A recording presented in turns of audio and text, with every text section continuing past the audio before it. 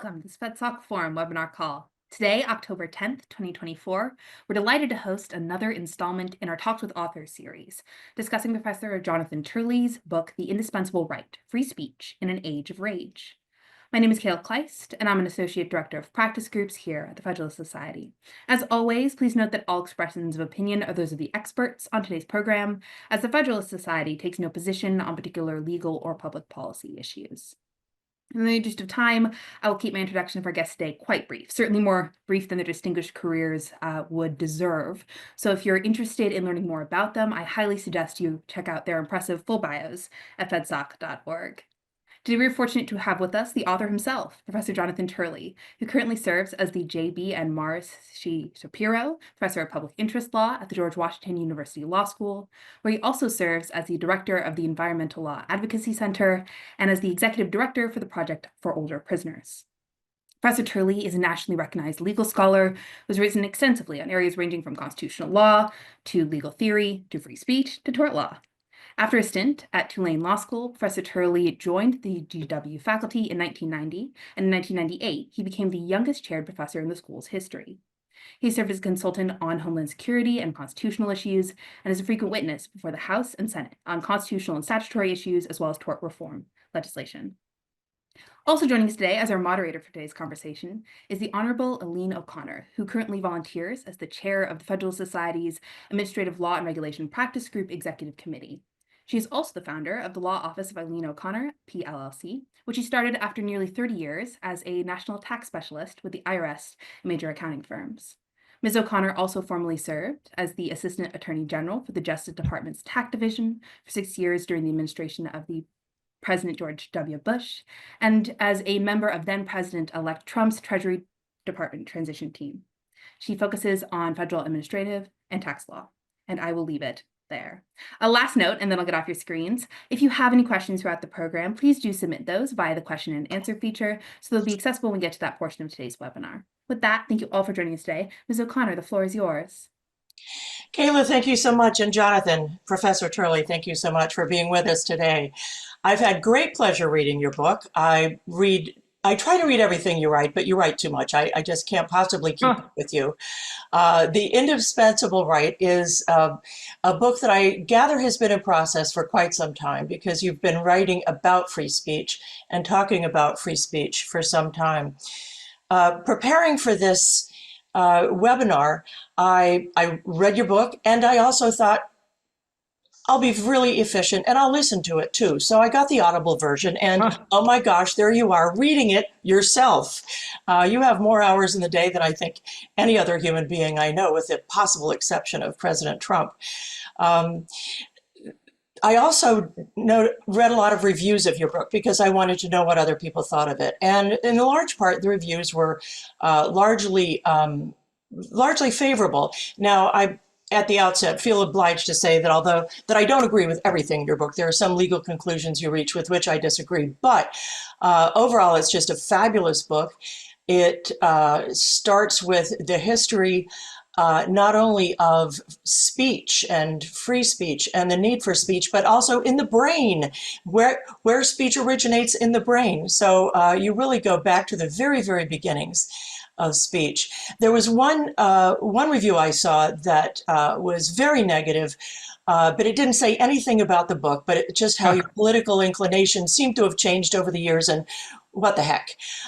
Anyway, so it's a fabulous book. It's very, very comprehensive. It is about issues that we are struggling with every day and that are every day in the news. And toward the end of our time today, I hope we will touch on some of those things that are in the news right now, if you haven't already gotten to them organically. But tell us about your book, why you started writing it, and just take it in whatever order you like. Well, thank you so much. It's good to be with you again, and to have a chance to talk about the book. This book is about 30 years in the making. As you've noted, I have been writing, litigating, teaching free speech issues for 30 years. And I couldn't let this book go. I didn't want to write just another free speech book. I was hoping to write a book that tried to understand why we're still struggling with free speech after 2 centuries. We still have this uncertainty as to what free speech really is, when it has to be protected. And I wanted to dive deeply into that. And I went back as far as ancient Greece to look at the early protections for free speech, but also at the founding of this country. And the book is about the personalities and periods that shaped our understanding of free speech, some for the good and some for the bad. And it is an unvarnished history. We are often not quite as good as our advertising when it comes to free speech. We've gone through periods of rage rhetoric. Things like the Boston Tea Party was an act of rage. And rage rhetoric often became state rage, where the government cracked down and arrested thousands, feminists, unionists, socialists. And we looked away because free speech is something that's easier to behold at a distance. You always think that your generation has some reason to silence your neighbors. And the result is that we go through these periods of rage, like the current one, and we are often blinded by it because rage is an odd thing. It is something that people don't want to admit that they enjoy, that they like it, but they do because it's addictive. It's even contagious. But rage rhetoric itself is not something that this book suggests we have to be afraid of. Most rage rhetoric is that. It's just rhetoric. And the question is, when we have a right to prosecute someone, and this book suggests that we need to focus on conduct, not speech.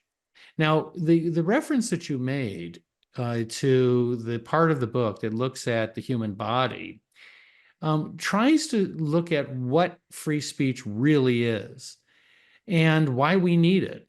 This book suggests that free speech is a natural right. And that is how the framers viewed it. When they eventually wrote the First Amendment and the Bill of Rights, it was a distinctly Lockean view. These framers believed in John Locke. They believed that there were certain rights that came from God. There were certain rights that belonged to you, even in the state of nature, and that government is designed to protect those rights, not to bestow them, not to grant them to citizens. And that really came out in the First Amendment. Arguably, the most revolutionary act in the American Revolution was the First Amendment. No country had ever stated the protection of free speech so clearly, concisely, and absolutely. No one has really since, in the sense that remains a revolutionary statement. One of my colleagues is leading a movement to try to amend the First Amendment. She says that the First Amendment is aggressively individualistic, and she wants to balance it against values like equity. We have 4 books out at the same time as my book. All of them are anti-free speech. There's a University of Michigan law professor, and she argues that free speech is the Achilles heel of the United States. It's something that's threatening our lives and livelihood. You have law professors that have written in the New York Times, Washington Post. One was entitled, "The First Amendment is Out of Control," and that professor warned readers that their lives and livelihoods were now being threatened by this thing called free speech. So it remains a revolutionary act, this First Amendment of ours. So at the beginning of our republic, we had a moment of clarity. We understood, in my view, correctly, that free speech is a natural right, that we can't be fully human without it. And in fact, the book does explore medical studies that show when people are denied the ability to express themselves, as in going into solitary in prisons or being isolated as explorers, these studies found that parts of the human brain actually shrank. The hippocampus and other parts of the brain physically changed because they were not being used. We are hardwired for speech. We can't resist it. It's everything from doodling to the Great Wall. The human beings need to express themselves, to project themselves, their values, their ideas, and the world around them. And when we don't, we become physically different, not just emotionally. And there is significant emotional cost.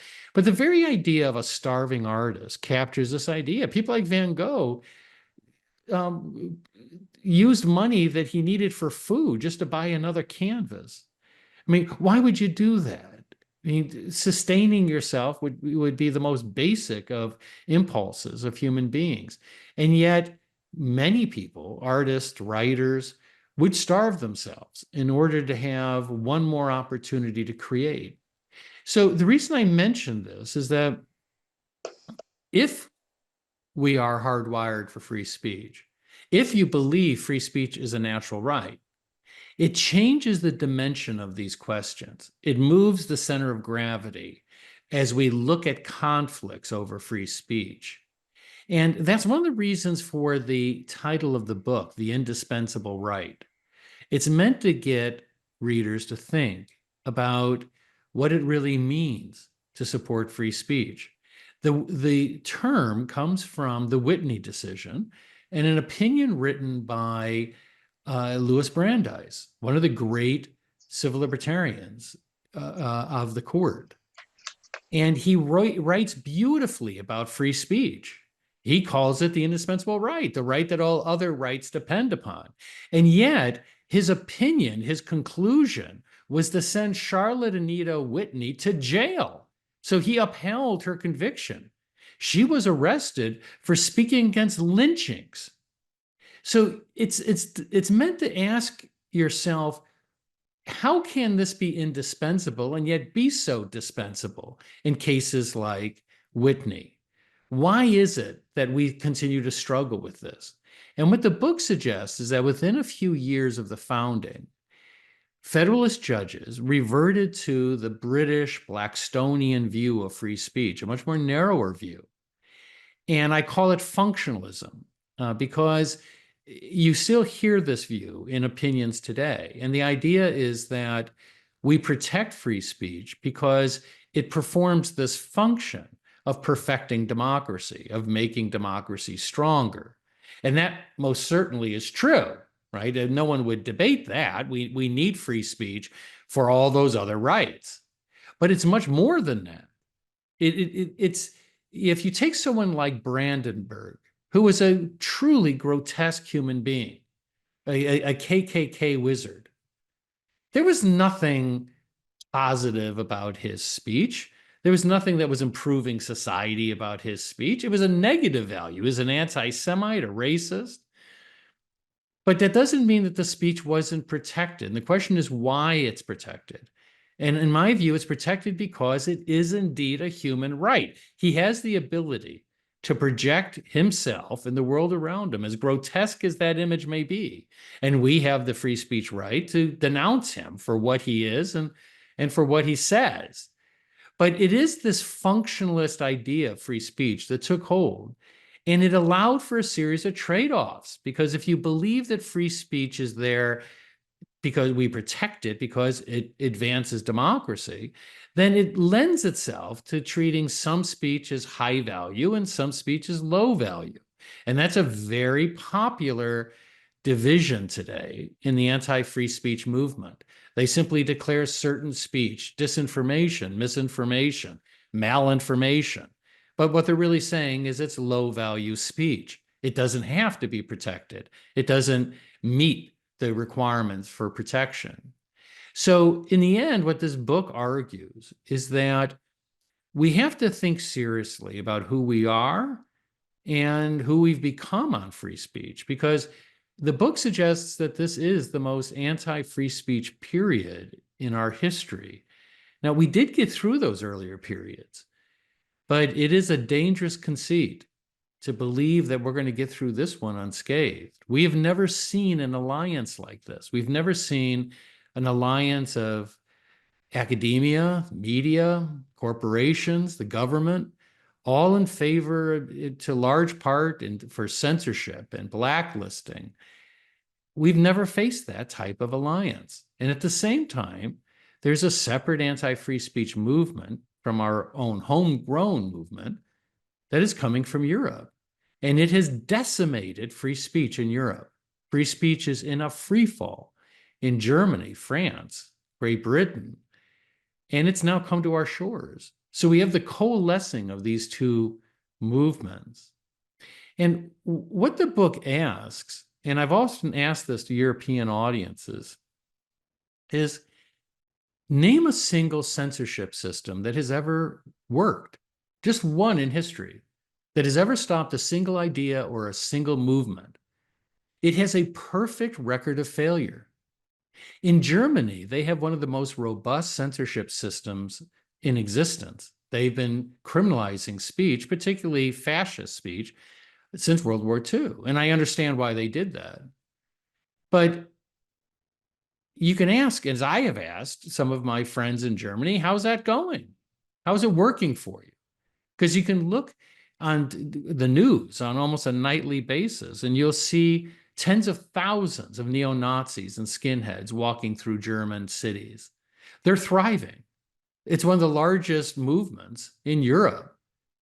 But a poll recently showed that German citizens reported that only 17% of them feel comfortable speaking their own values in public. So they've literally silenced the wrong people. These horrible individuals in the neo-Nazi movement are thriving, and it's average citizens who are chilled. So one possibility is you say, well, can't they see it's not working? But it is working, because that was never really the purpose. The purpose of censorship is always power. It always has been. These are the same voices we've heard in every generation. They're the voices like Hillary Clinton recently saying that if we don't start censoring the internet, we'll lose control. It is about control. It is John Kerry going to the World Economic Forum and saying, we've got this terrible problem in the United States. The First Amendment is this block. And he talked about the suffering government officials who couldn't control poor thoughts and ideas. Of course, the global elite was thrilled. And you even have Hillary Clinton after the purchase of Twitter by Elon Musk, calling on the Europeans to force censorship of American citizens through this horrific law, the Digital Services Act. So you had a former presidential nominee going to Europe and asking them to force the censorship of other Americans. You also had John Kerry, who's a former presidential nominee. So that gives you an idea of how strong this movement is and how determined it is. And this book is an effort to present the other side and to ask whether we are going to give up something that's not just indispensable, but the very thing that defined us as a country.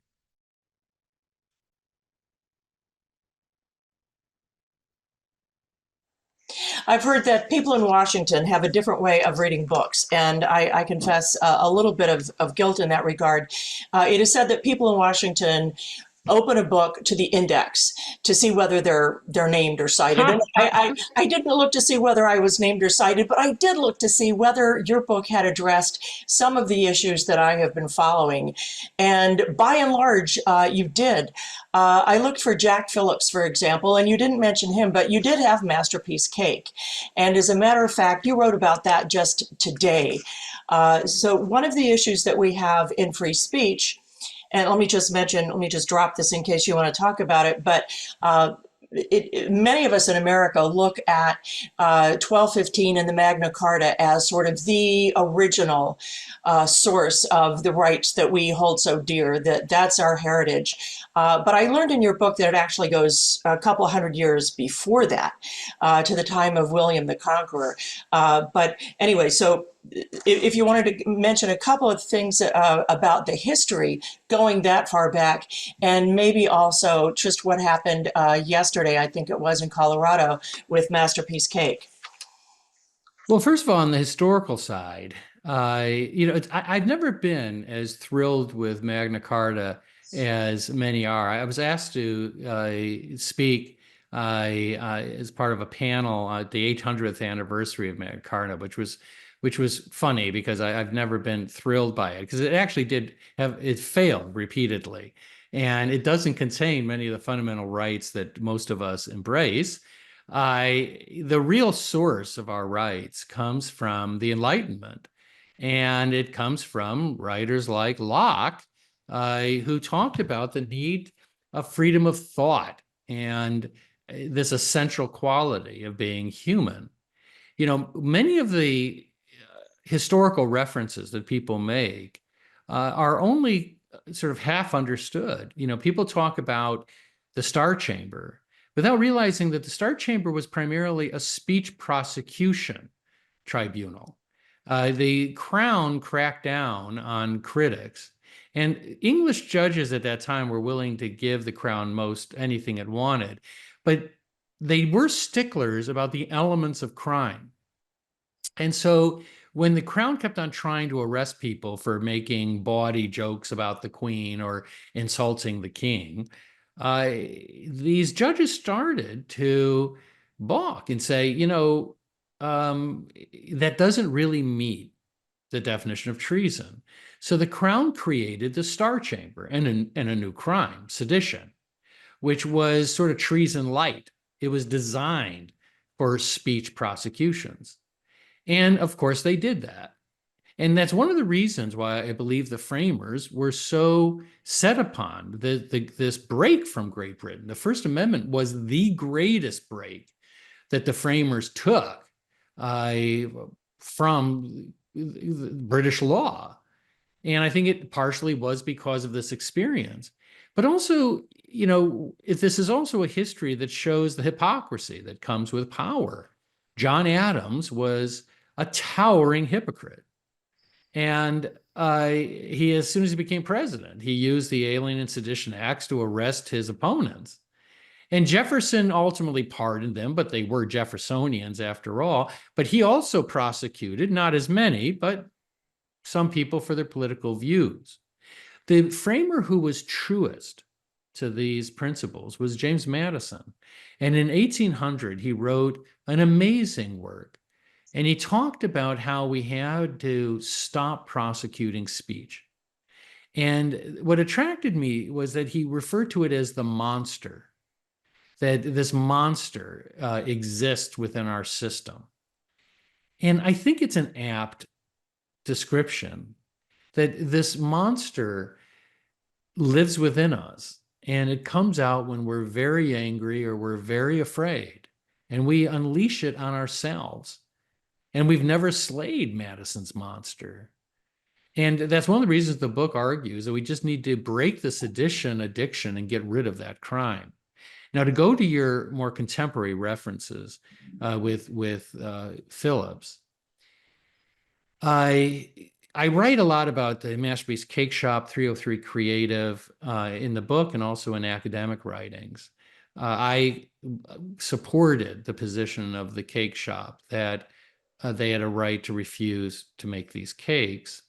But when that case was pending, I disagreed with some of my friends who, and the court itself, that tended to view this as a matter of the religious clauses. And so even before Masterpiece Cake Shop, I had been writing that this is really a free speech question, not a free exercise question, that the only way we're going to get to terra firma on this issue is to treat it as a free speech question.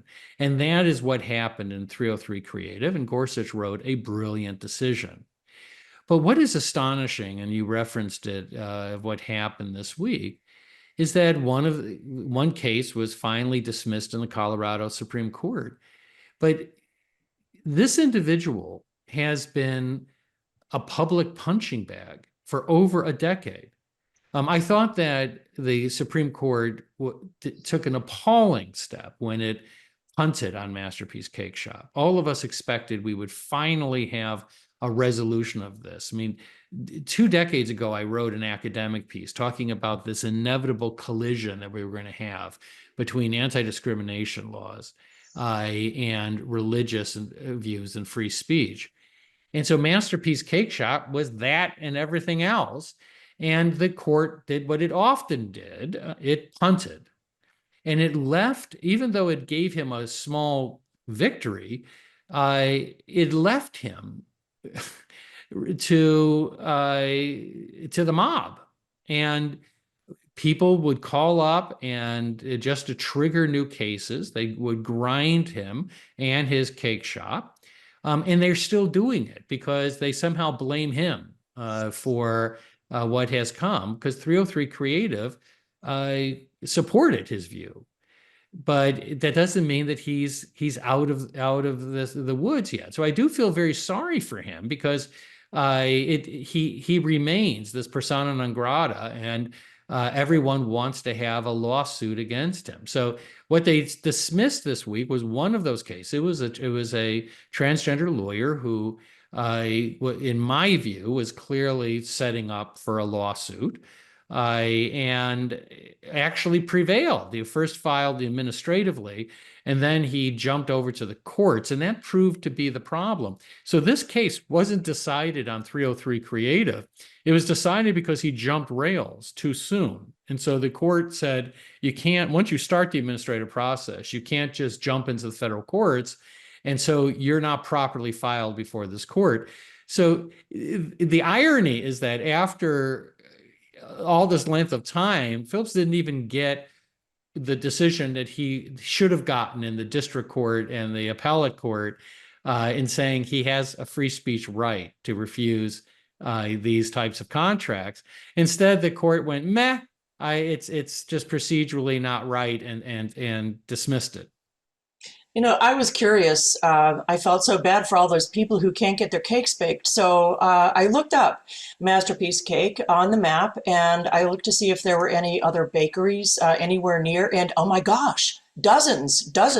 So they're just absolutely picking on Jack Phillips, because they know that he's going to find what they want him to do in opposition to his personal preferences. And as a business owner, he should have that right. I would love to see him sue for vexatious litigation and or malicious prosecution, whichever it is, and get a huge settlement. I've got several people have written in already and giving you kudos for your views on Masterpiece Cake and 303 Creative. That yes, they should have been free speech cases from the beginning, and that SCOTUS was shameful. Do you have a view on what SCOTUS did on Missouri versus Murphy?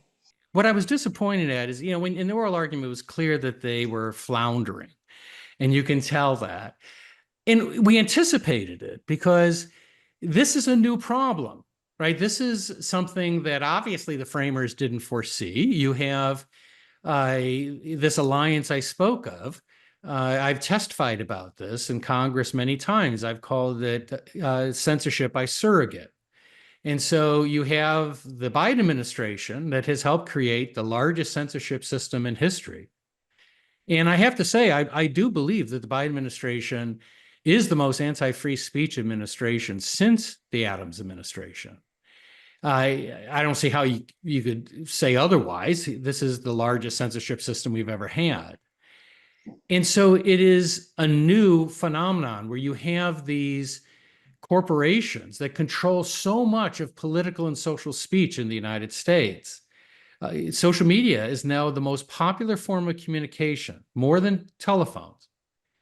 So the court was grappling with something that didn't fit within its prior cases. But instead of saying this is a new issue, this is a new challenge, the court found another exit ramp and sent it back. And every indication was that if they had ruled, they probably would have ruled against the free speech values in the case. It is a problem we've seen in other areas where new technology outstrips existing doctrine. And the court is often very slow. It's an incrementalist institution, and it's very slow to make changes. But I was not as forgiving on this occasion, because we are facing the greatest crisis of free speech in the history of our nation. And I felt that the court should have broken out of these confines and taken a more bold approach. You know, I was watching Jeopardy the other night, one of my favorite programs, trying to keep my brain active. And Huh? one of the categories was words that go together. And I was very interested when the clue was campus and the word was unrest. Campus unrest. There are many ways in which censorship can be accomplished. There are the ways that you were just talking about, governments taking action, and there are also students shutting down professors, like they did Judge Duncan in at Stanford, and we also have.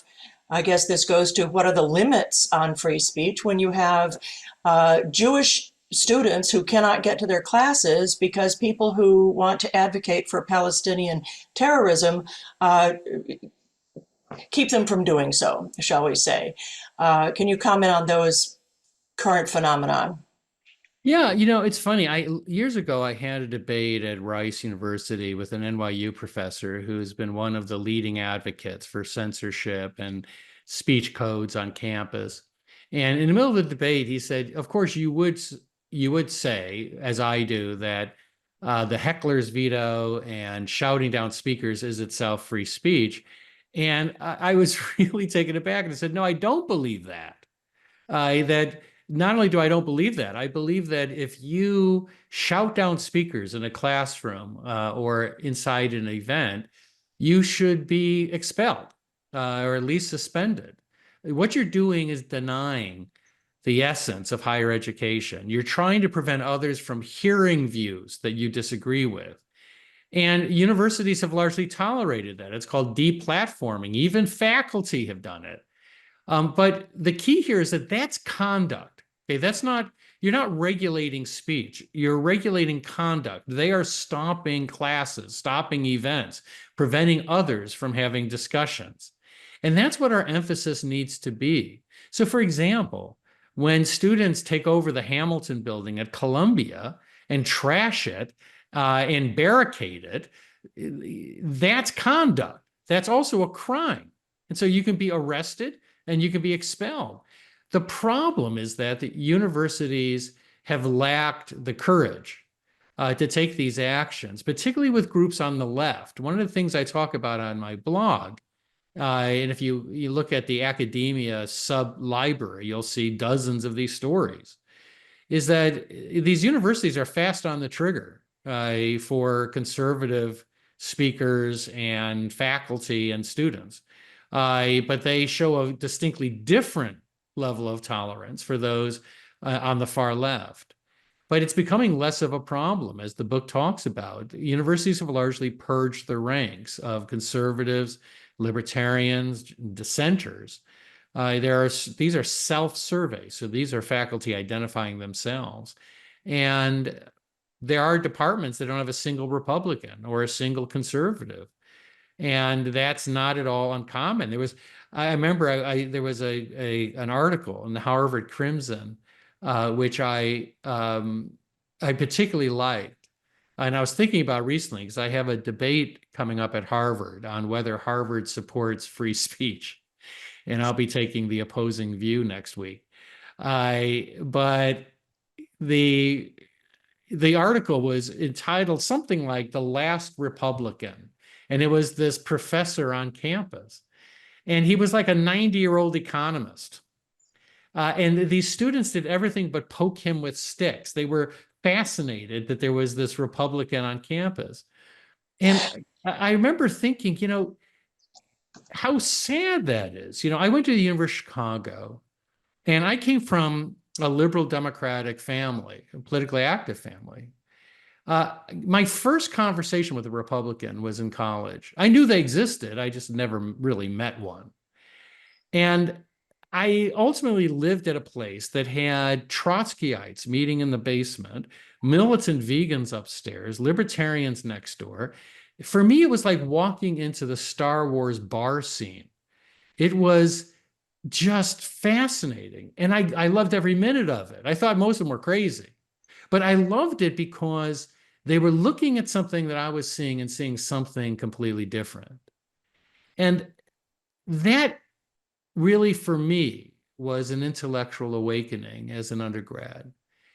Students just don't have that today. The range goes on most campuses from the left to the far left. Polls are almost uniform. And by the way, they not only are uniform, but they show almost the very same percentage in universities across the country of faculty and students engaging in self-censorship. And as you might expect, the level of self-censorship is much, much higher with Republicans and conservative students. Conservative students, when they go to college, they largely accept that they have to keep their views to themselves. And that's not a fully engaged undergraduate education. And I would never have thought, after 30 years in higher education, that we would get to this point. I don't even know why my colleagues want this. I mean, I don't know why they like this more than what we had, where most everyone agrees with you. But they are replicating their own views. It's an academic echo chamber, and many conservatives are just leaving because they make life so difficult. I think now is a good time to remind ourselves that the Federalist Society was formed in, what was it, 1984 by a bunch of law school students who wanted somebody to talk to. They wanted another conservative to talk to because there were not a lot of them, and hardly any, and there were hardly any on the faculty. You mentioned the fact that in Europe, several of the companies of Europe, the European Union, UK, Scotland, there are crackdowns now on free speech. I've seen on Twitter now, X, videos taken by people when the police come into their apartments, come into their homes to arrest them because of something they put on Facebook.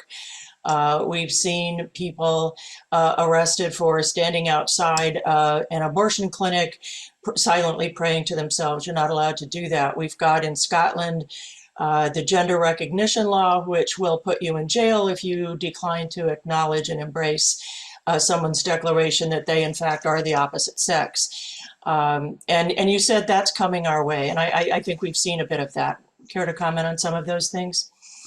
Yeah, and really Europe is a look into the future if we go down this road, a road that is being favored by people like Clinton, Kerry, and others.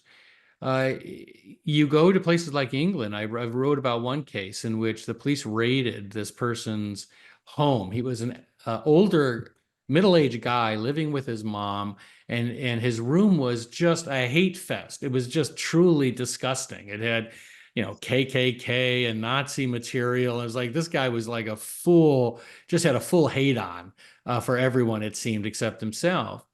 But there was no evidence that he did any crime.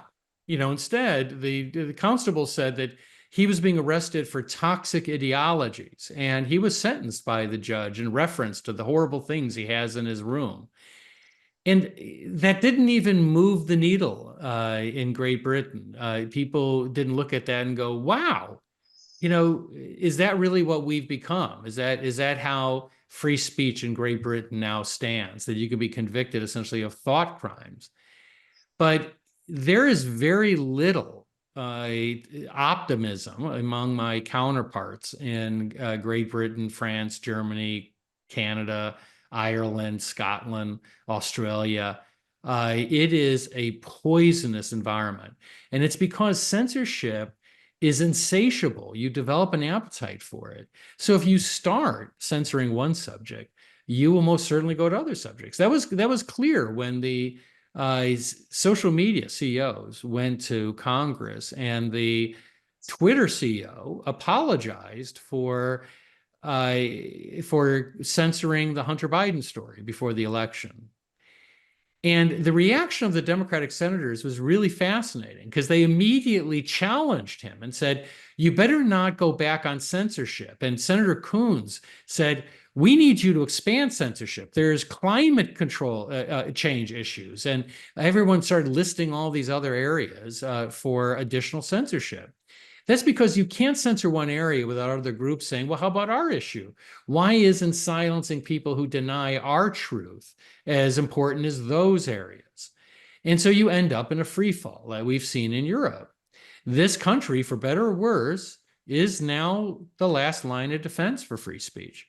And I think that we're up to that battle, but they have had some success. Younger people are less protective of free speech.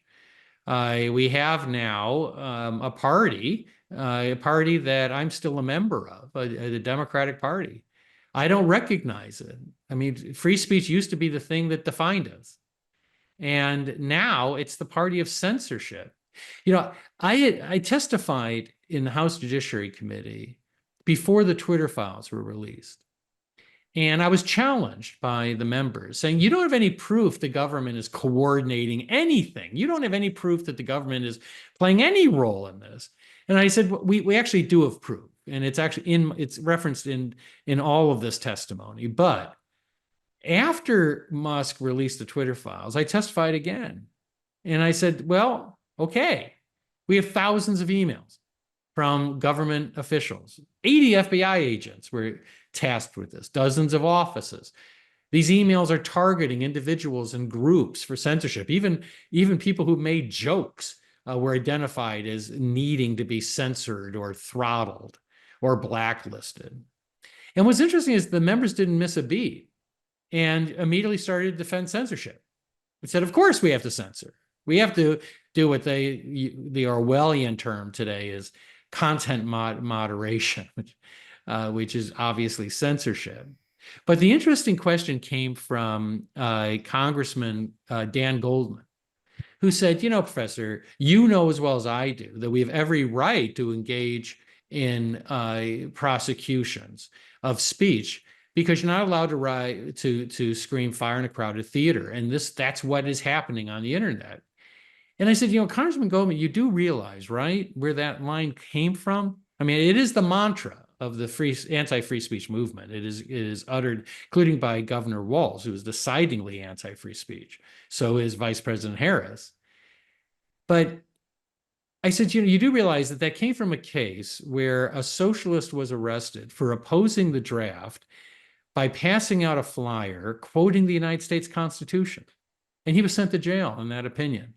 That's the opinion you're citing. That's the line that justified that horrific result. And he immediately said, Professor, we don't need a law lecture. And I suggested, yeah, I think you do. I think you do because you're repeating as a mantra a line without understanding its meaning, without understanding that Holmes himself backed away from it in a case that the court ultimately left behind and went to Brandenburg. But that's the point. These are the same voices that we've heard throughout the periods in this book. What the Indispensable Right talks about is that they're the same arguments. Some of these are the same terms used at the beginning of the Republic. They're the same people. And each generation makes it sound like they were the first to come up with this, and they have a reason why they have to silence their neighbors. Speaking of silencing, one of the images that you include in your book is that wonderful Norman Rockwell painting of a young man standing up at, I can't remember whether it's the City Hall, but it reminded me of the people who go to speak at their school board meetings or their city council meetings, and their mics are turned off or they're actually hauled out by the local gendarme. So it seems as though freedom of speech in that most down-to-earth setting is being squelched right and left. It is, and I think your analogy to what's happening today is true. It was actually a Vermont meeting, a sort of town meeting, and the person's name was Jim Egerton, and he was actually the great grandson of a Revolutionary War hero. He was a neighbor of Rockwell's. Rockwell decided he wanted to paint the four freedoms, and it started with free speech. And instead of using any number of images, he decided to paint his neighbor because he remembered him standing up in a meeting where everyone was in support of building a new school. And he alone stood up and he said, I am a dairy farmer and I can barely keep my farm. I may not keep my farm after this year, as many dairy farmers right now are struggling. I don't have more money. So where's the money going to come from to build this new school? I love new schools, but who's going to pay for it? Because I can't. And Rockwell was overwhelmed by that moment of watching him do that. And he did, in fact, capture free speech in a very eloquent painting. But the reason I actually show that painting is that Rockwell was attacked by art connoisseurs, including a critic named Greenberg, who had discovered Jackson Pollock.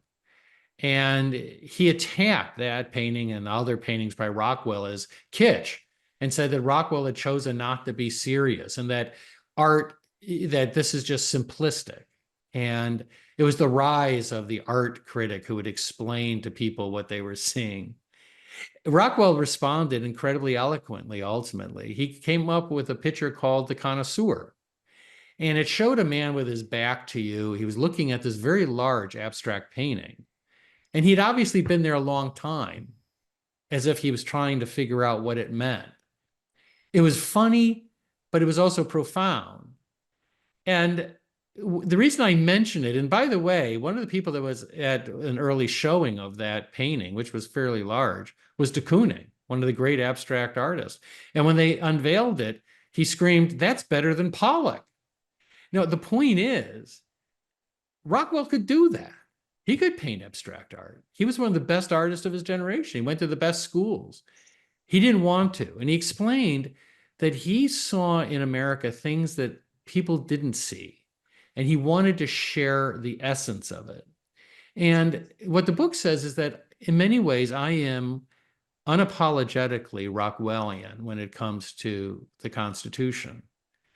I don't believe it's simplistic to read the First Amendment as giving this robust protection for free speech. I think that Hugo Black was right when he said, "I take no law abridging to mean no law abridging."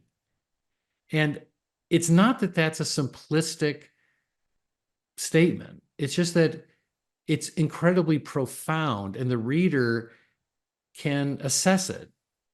And instead, And people are still trying to do that. People are trying to do exactly that. Go to their school board meetings and have their say. Go to the city council and have their say. Let their city council know that maybe they don't think that increasing the city's population by 50% by importing a bunch of people with a different language, a different culture, and no understanding of American traditions and history is an undue burden on them. But I think Rockwell's, the picture was perfect, and we're seeing so much of it these days. And unfortunately, people do get carted out.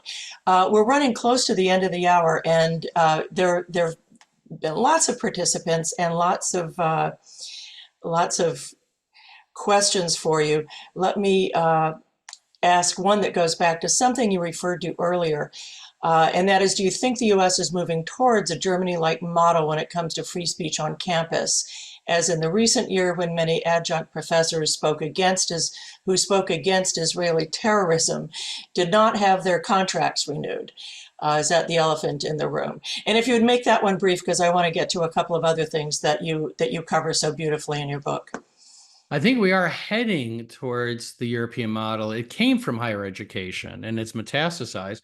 My colleague who's trying to amend the First Amendment has said that instead of people, I suppose like me, trying to make our college campuses more like the internet and social media, we should make the internet and social media more like our college campuses. And she said, we need to filter out ugly voices.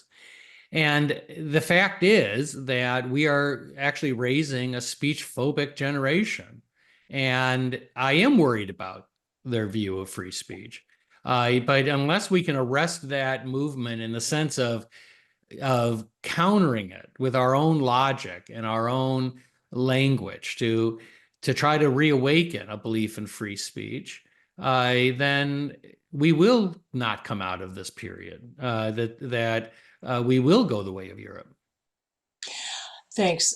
You touch on what has become a bit of a third rail in popular discussion, and that deals with January 6th and whether speech can be considered incitement to riot. Would you tell us a little bit about your thoughts on that?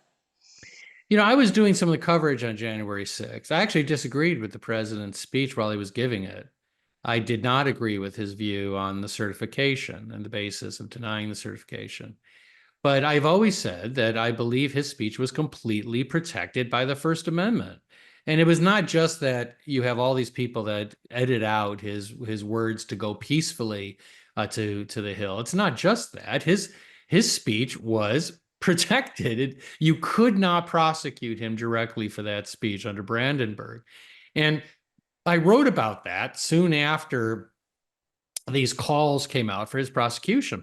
And the DC Attorney General, Racine, came out and he got incredible press saying, I'm going to prosecute him for incitement and insurrection based on that speech. And I wrote a column and I said, good luck with that. I'd like to see you do it because it would make for good First Amendment law, because you would collapse within days because you don't even come close to meeting the Brandenburg standard. And you know what's interesting? After all that press and all of the glory, he just disappeared. And a year later, I said, what happened to that indictment? And the press just moved on. And the reason he didn't indict him is because he knew he couldn't indict him, that it is protected speech. And even Jack Smith, who seemed to just charge Trump with everything short of an Endangered Species Act, didn't charge him with that crime. And this is a prosecutor who's known to stretch crimes to the breaking point because he knew he would lose. And that's one of the great ironies about all of this. People keep on talking about how Trump committed crimes. They refer to that speech and suggest it's incitement, and that's not what he's been charged with. You know, we're running close to time, and I want to give you time to do some summing up. But first, I want to mention that I apologize to our audience for reading aloud a question that I had not read quietly to myself first. It refers to certain things that are happening in the Middle East and assigns a judgment to one side of a conflict without mentioning what instituted and inspired it. So with that, I want to turn over for some final comments to you, Jonathan. Yeah, I actually took the question, I actually didn't hear that part. I just thought the question was about how we're handling, whether higher education would actually become a more European system, which I think it would. But, you know, the thing about this book is that, you know, I was talking to an audience in Colorado, and this wonderful woman came up and said, I read your book. Is there anything positive you can say? And I thought that, I sort of thought of Woody Allen, you know, when he said that I've been asked to say something positive in closing, and I can't think of one where you take two negatives to make a positive. And there are two negatives to make a positive here. And one is that it's not working. That the reason people like Clinton and Kerry are going old school and going back to getting Brazil and the EU to crack down on speech is because even though they move the needle with the young people, it's not enough. It's very hard to get a free people to give up freedom. You need really big numbers. Facebook had a whole campaign, commercial campaign, trying to get millennials to embrace censorship. It was really creepy. But it's really not working so far. But the other negative is that rage really doesn't define us. It's free speech that defines us. The fear we should have is not rage rhetoric, but those who are using it to deny free speech. And I truly have a certain optimism because it comes from believing that free speech is a human right. If some of us are right and free speech is essential to being human, then governments can reduce our appetite for free speech, but they can never truly kill the taste for it because it's part of being human. And I think that is the most optimistic thing going forward. Yeah, I'm so grateful for your optimism. And we do have a couple minutes left, so I'll ask you, I think the best question here, what can be done? And for that, there are so many things you could focus on. I'd like to focus for a minute back on those school board meetings and city council meetings. What can be done to preserve the right of Americans to actually express their views peacefully? Yes, well, we have to protect the right of people to speak, particularly at these meetings. And we have to be more aggressive. Donors, state legislatures, in higher education. You know, in Columbia, They deactivated a professor's ID, a Jewish professor's ID, because they said that you will incite people on campus. And I remember thinking, everything about that is just fundamentally wrong, right? The answer should be, of course, this Jewish professor should be able to walk anywhere on campus he wants, and anyone who is threatening him should be expelled. But instead, they did what they did in England. They told a Jewish guy who was wearing a yarmulke, you are clearly Jewish and you need to leave the streets because you might excite the protesters. So we have a lot of work to do, and part of it is to challenge these officials who are engaging in silencing, usually the victims. And what is the best way to challenge? To file a lawsuit? Lawsuits are great, but I also, in the book, I talk about how, for example, in education, public universities are going to be the last line of defense in higher education. Private universities have shown no indication that they're going to yield to this. The trust in higher education is at its all-time low. Enrollments are dropping, revenue's dropping. Now, there's various reasons for that, but part of it is that a lot of conservatives don't want to go to schools if their kids are going to be just indoctrinated. And so that hasn't really changed anything. You know, the private universities are not going to change. They're not going to start hiring conservative and Republican faculty. But public universities are subject to the First Amendment, and they are subsidized by state legislatures. Taxpayers are not some captive audience. They have a right to demand intellectual diversity and free speech on campus. And if they don't, the donors and the taxpayers can cut off that spigot. And if these public universities want to be an academic echo chamber, fine, but they'll have to find the money from liberal donors. And free speech advocates need to run for office themselves, I guess, get themselves on the school board, get themselves on the city council, get themselves into the House and Congress and the state legislatures. Kayla, you're back. I am, yes. It's been a fabulous discussion, but we're going to have to wrap on up. I know we could go on for another hour or more, given the content. Okay, but you're stopping free speech. Okay. Okay. So. Well, for people who want to check it out more, they'll have to read the book, I'm sure. That's true. Right.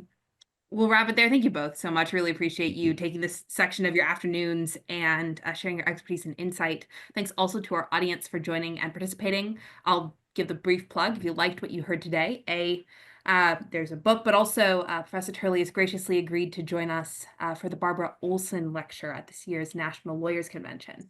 So if you want to listen to that, we suggest please join us in person or via the live stream. Looking forward to it. With that, however, this program will wrap up. We do welcome listener feedback by email at fedsocforums@fedsoc.org. And if you're interested in more from us, you can check out our website or your emails for announcements about other upcoming virtual events. With that, thank you all for joining us today. We are adjourned.